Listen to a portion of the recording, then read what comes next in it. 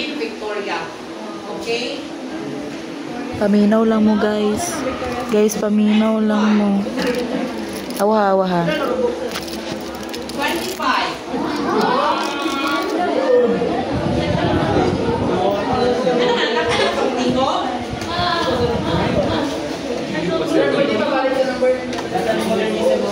Okay, next one. Bago lang ko nagbasa, guys. Akong gibasa good, guys, no? Lamira daw, guys. Guys, akong gibasa good, guys, no? Kay about sa ano, guys, sa romantic.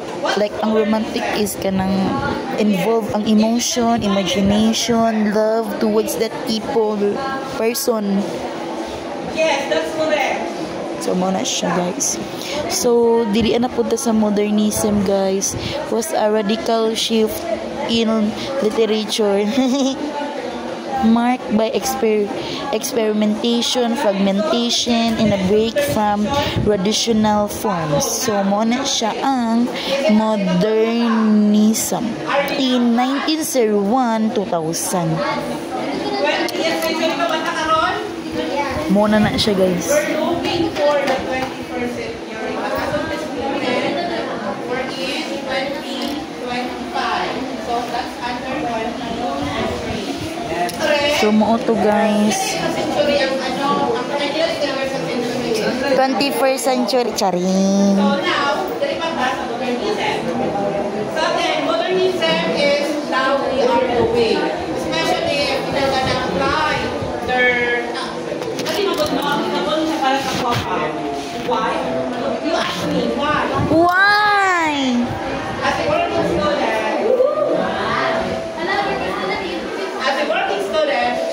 most of the time, ako na talaga finance ang myself as a working student, working at night as a call center agent.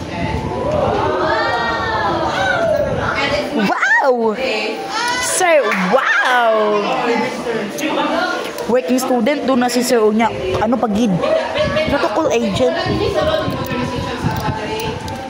don't know, there is no BPO industry here in the Philippines. Kaya nasulod na siya, since nasulod mo siya, naka-work ang most of the Filipinos sa BPO. You believe? Diba wala pa? But I challenge you, try to become a customer service in the future. I have a referral. And you will receive 15,000. Wow! 50,000, guys! Maraming nataman sa word. They're expecting kasi ma'am na ano eh, they're expecting na 25. Ay, meron na. Sige na. Ilan lang kasi sir,